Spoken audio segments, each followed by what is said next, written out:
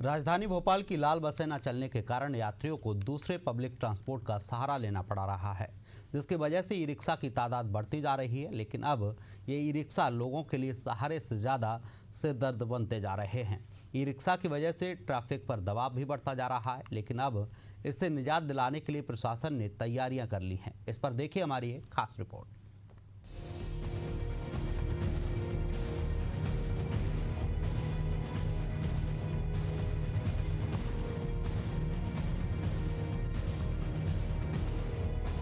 मध्य प्रदेश सरकार ने इस वर्ष में मुख्यमंत्री ई रिक्शा योजना लागू करने का निर्णय लिया था, जिसका उद्देश्य शहरी गरीब महिलाओं और ऑटो रिक्शा चालकों की आमदनी बढ़ाना और प्रदूषण मुक्त शहरों की दिशा में कदम बढ़ाना है।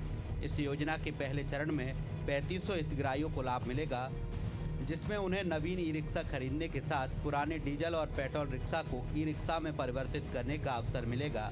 लेकिन राजधानी भोपाल के हर चौक चौराहे पर इन दिनों ई रिक्शा इतनी ज़्यादा है कि नॉर्मल लोगों का निकलना मुश्किल हो गया है। ट्रैफिक पर दबाव भी बढ़ रहा है। मनमाने ढंग से चल रहे ई रिक्शों पर अब प्रशासन नकेल कसने जा रहा है।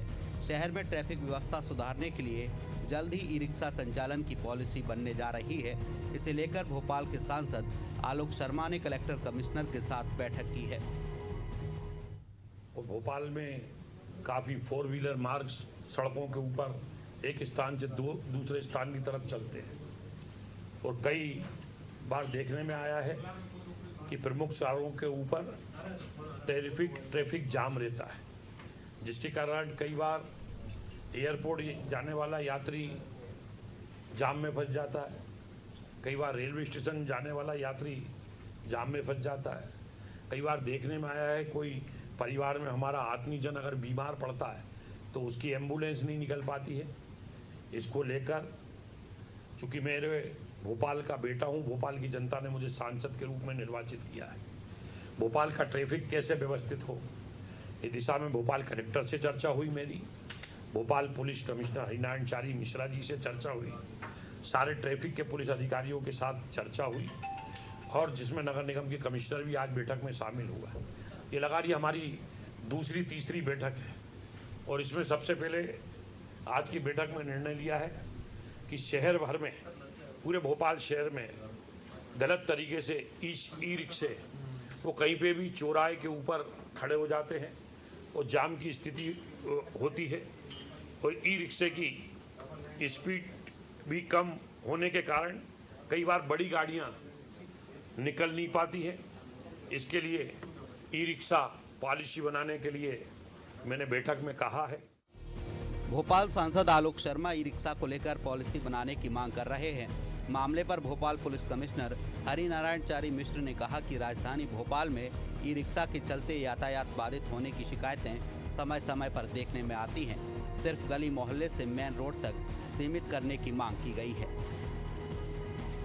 शहर में यातायात को लेकर के पिछले दिनों एक बैठक हुई थी, जिसमें सभी विभागों के सभी मुख्य प्रतिनिधि के साथ साथ इसमें सांसद महोदय भी थे और ख़ासतौर पे उसमें 2-3 मुद्दों पे विस्तार से निर्णय लिया गया था।